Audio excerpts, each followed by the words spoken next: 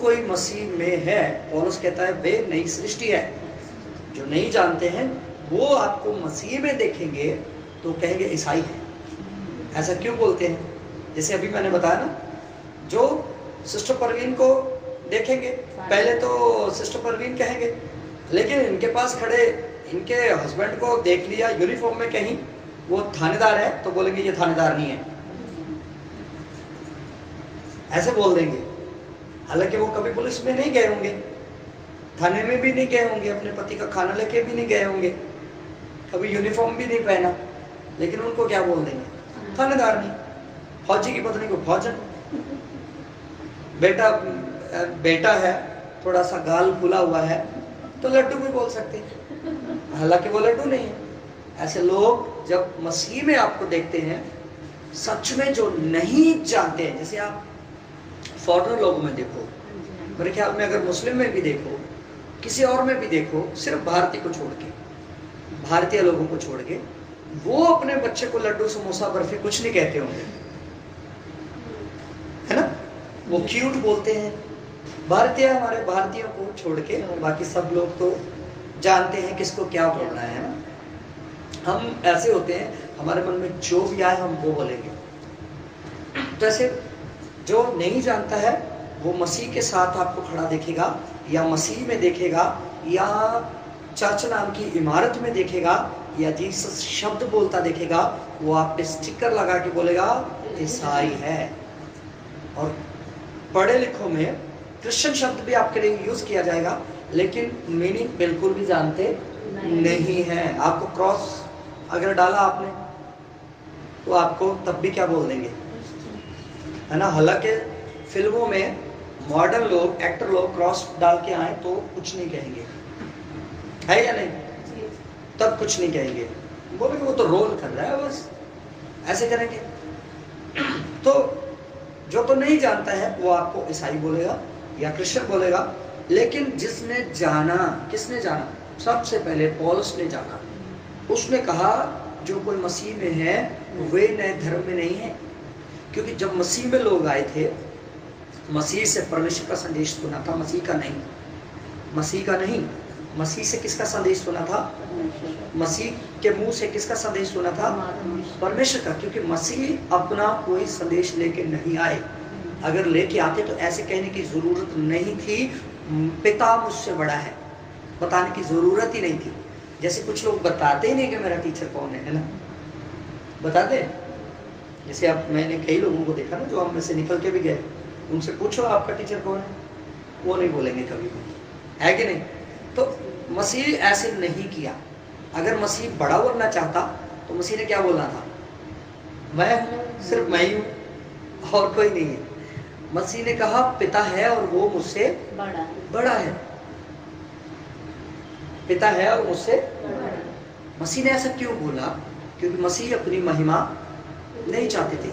जब मसीह ने लंगड़ों को चलाया, अंधों को दृष्टि दी, कोढ़ियों को शुद्ध किया, मुर्दों को जिलाया, जो गद्दी पर बैठे हुए थे, जिनके पास सुलेमान का मंदिर था, जिनके पास पुरानी बाइबल थी, जो इसके मालिक करता धरता बन बैठे थे, उन्होंने यीशु मसीह से पूछा आप ये चमत्कार कैसे करते हैं?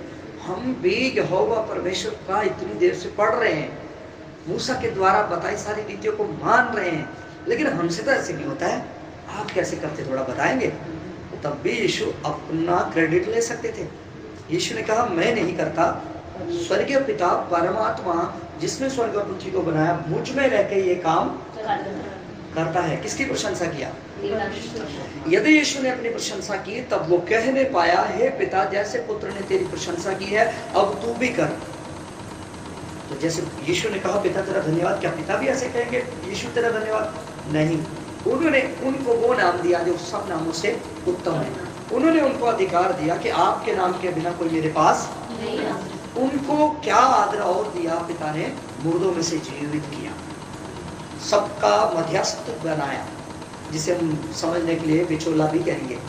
सबका बनाया। ऐसे क्यों बनाया? क्योंकि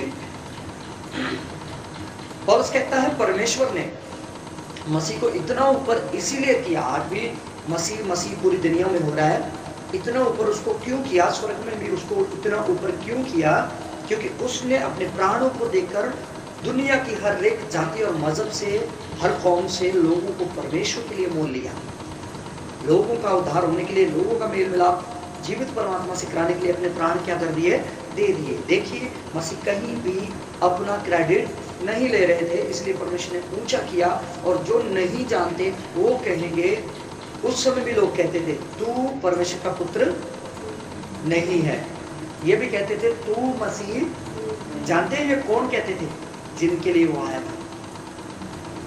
परमेश्वर ने खुद स्पेशली यीशु को पक्का करके भेजा, इज़राइल की कोई भी भेड़ों के अतिरिक्त तू किसी के पास भी नहीं जाना। यीशु ने भी कहा मुझे इज़राइल की कोई भी भेड़ों, मतलब इज़राइल लोगों की सिवा किसी के पास नहीं भेजा गया है। लेकिन जब इज़राइलियों ने यीशु को नकारा, अब जब इज़राइलियों ने नकारा तो उन्होंने किसको नकारा? परमेश्वर को, सत्य को। तो तब परमेश्वर ने यीशु से कहा अब अन्य जाति के पास जा। तब हम लोगों के पास भी आ गया। जब हम लोगों के पास आया तो हमारे अगल बगल के लोगों को वैसी ही जेलसी हुई जैसी यहूदियों को यीशु से हुई थी, जिनके लिए वो भेजा गया। उन्होंने भी कहा तू परमेश्वर के मार्ग से भटकाने वाला है, क्योंकि जिस प्रकार वो करते थे ये नहीं करता था, और जिस प्रकार ये करता था वो नहीं करते थे, और जिस प्रकार ये करता था उनसे हो नहीं सकता था, क्योंकि इस प्रकार करने के लिए जैसे यीशु करता था आत्मा चाहिए था। आत्मा पाने के लिए साफ मन चाहिए था, जो उनके पास नहीं था, ना हो सकता था, क्योंकि वो अपनी रीतियों, बलियों, चढ़ावों और अपनी भेंटों और मंदिर में आने वाले बड़े धन से जुड़े फंसे हुए थे, जिसके बारे में यीशु ने कहा इसकी जरूरत परमेश्वर के पास आने के लिए नहीं है। उन्होंने कहा भैया तू तो दुकान हटाएगा, तो हम बैठ के ये डिसाइड करते हैं कि तू मसीह ही नहीं है।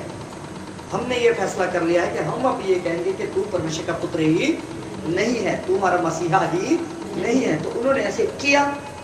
तब उन्होंने कहा, यूहन्ना कहता है वे अपनों के घर आया लेकिन अपनों ने नहीं स्वीकारा, लेकिन जितनों ने स्वीकारा उतनों को परमेश्वर ने पुत्र पुत्रियां होने का अधिकार दिया। और देखने में हम जिसको भी लगेंगे ईसाई लगेंगे, लेकिन जो आत्मा से हमें देखेगा वो कभी भी हमें ईसाई नहीं। पौलुस ने देख लिया, पहले पौलुस भी नहीं देख पाता था।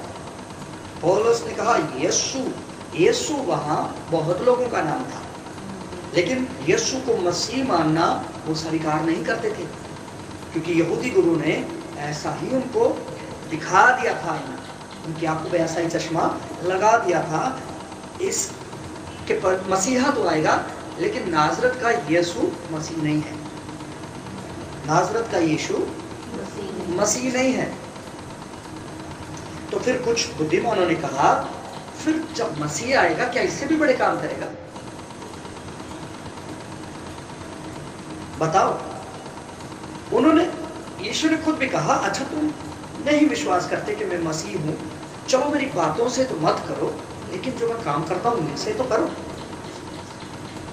उनसे तो करो। लेकिन उन्होंने ठान लिया था हम करेंगे ही नहीं। लेकिन जितनों ने किया उनको परमेश्वर के पुत्र और पुत्रियां होने का अधिकार मिला, जिन्होंने किया। और ये भी जबरदस्ती नहीं, उस समय भी जबरदस्ती किसी से भी नहीं की गई। पौलुस भी ऐसे सोचता था ये यीशु परमेश्वर का पुत्र, लेकिन खुद उसको यीशु मसीह जैसे उद्धार होने के लिए दर्शन दिया, वो मान गया। वो क्या हो गया? मान गया। जब उसने माना, उसने कहा यही यीशु परमेश्वर का पुत्र है जिसको परमेश्वर ने मुर्दों में से जिलाया। परमेश्वर ने उसे मसीह बनाया, परमेश्वर ने उसे प्रभु बनाया। और वो कहता है कि परमेश्वर ने यह तय किया कि यदि तो अपने मुंह से अंगीकार करे यीशु मेरा प्रभु है और मन से विश्वास करे परमेश्वर से मृत्यु में से जिलाया तो निश्चय उद्धार पाएगा। यदि शब्द का मतलब यही होता है कि ये आपकी स्वतंत्र इच्छा है, आपके साथ जबरदस्ती नहीं है। ऐसे नहीं है, करना पड़ेगा, लेकिन उद्धार चाहिए तो करना होगा। ऐसे नहीं है करो नहीं तो गला कट जाएगा, ऐसे नहीं है, ऐसे नहीं है किसी के हिसाब भी। क्योंकि अगर परमेश्वर यहूदियों के साथ ऐसा नहीं किया जिनके लिए भेजा, तो अन्य जातियों के लिए क्यों करेगा? तो जब पौलुस नहीं जानता था, उसने कहा यीशु परमेश्वर का मार्ग भटकाने वाला व्यक्ति है। लेकिन जब उसने जाना, उसने कहा मैं सबसे बड़ा पापी हूं। मैं क्या हूं? वो कहता है कि अब मैं विश्वास करता हूं कि यीशु मसीह पापियों को बचाने के लिए आया, जिनमें से सबसे बड़ा पापी मैं हूं। लेकिन अब मैं बता दूं कि ये मैंने अनजाने में किया और परमेश्वर ने मुझे क्षमा किया और उसी का प्रचार करने के लिए परमेश्वर मुझे खड़ा किया। तब वो लोगों को कहता है कि जो कोई मसीह के साथ है वो ईसाई नहीं है, वरन वो कहता है कि जो कोई मसीह में है वे नई सृष्टि है। वो कह सकता था अब वो यहूदी नहीं, छोटा यहूदी है या बड़ा यहूदी है। वो कह सकता था अब ये कोई नई जाति है, ये कोई नया धर्म है। उसने कहा जो कोई मसीह में है वे नई सृष्टि है, पुरानी बातें बीत गई, देखो सब कुछ क्या हो गई, नई हो गई। और वो अंत में कहता है ये किसी मनुष्य ने नहीं किया, ये परमेश्वर ने किया। परमेश्वर ने, वो कहता है यीशु को मुर्दों में से जिलाया। वो ये नहीं कहता है कि यीशु मसीह खुद जी उठा, वो कहता है परमेश्वर ने उसे मुर्दों में से जिलाया। और मेरी सोच ये कहती है कि पूरे भारत में कोई भी ईसाई नहीं है जिसने यीशु मसीह को ग्रहण किया, वो नई सृष्टि है।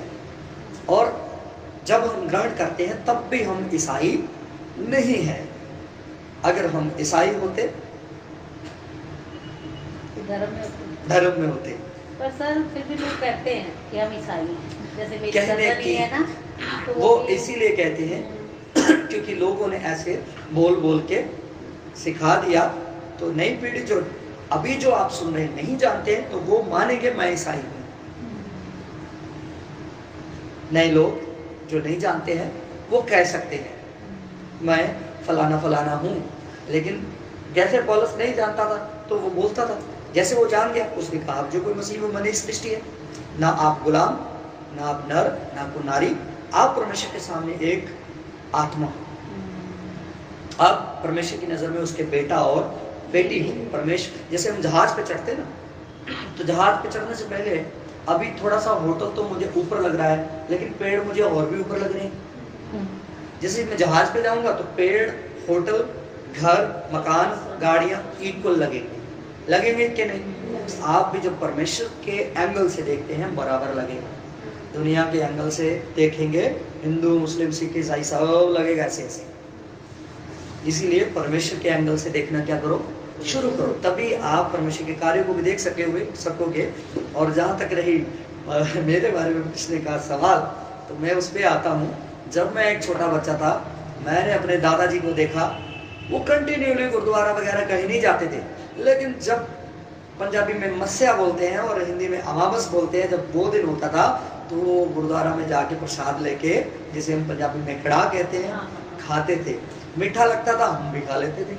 और जैसे हम थोड़े से बड़े हुए तो हमने देखा कि हमारे घर में पास्टर लोग आते हैं, सत्संग करते हैं, और हमने मान लिया हम ईसाई हैं, हम क्रिश्चियन हैं।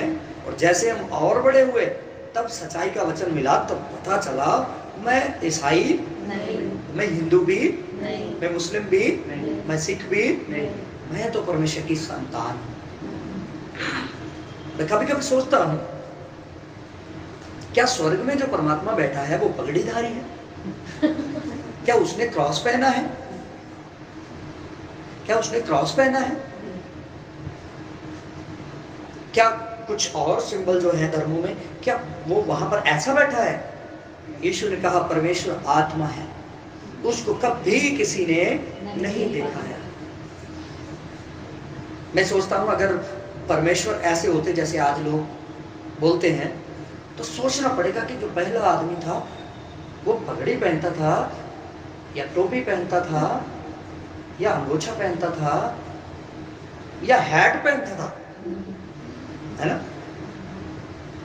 अगर थोड़ा सा सोचेंगे तो हमें खुद परमेश्वर बता देंगे, किसी से पूछने की भी जरूरत नहीं है। जैसा मैंने कई बार बताया कि सच्चाई में आने पे मैं बड़े सवाल करता था, और एक दिन परमेश्वर ने मन में डाला सवाल करना बंद कर, सिर्फ एक्सेप्ट कर। मैंने एक्सेप्ट किया, उसके बाद सवालों के जवाब अपने आप मिलना शुरू हो गए।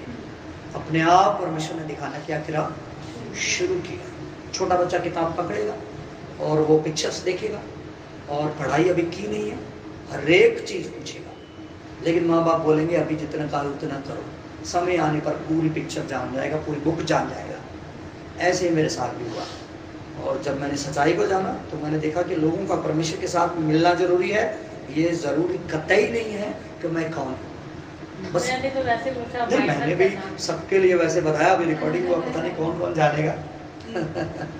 और ये अच्छा डाला आपके मन में। गवाही नहीं सुनी थी आपकी कभी। हाँ। ये मैंने तो ये आप अपनी गवाही दो। अच्छा डाला ना परमेश्वर ने आपके मन में, बिल्कुल। ताकि उससे हम और भी चीजों को जाने।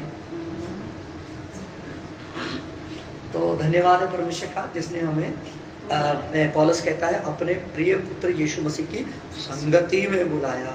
ना तो चर्च में बुलाया, ना गिरजाघर में बुलाया, है ना, अपनी संगति में। और संगति इंग्लिश में हम जानते हैं फेलोशिप, है ना, हम आपस में बैठ के बातचीत करना, वो होता है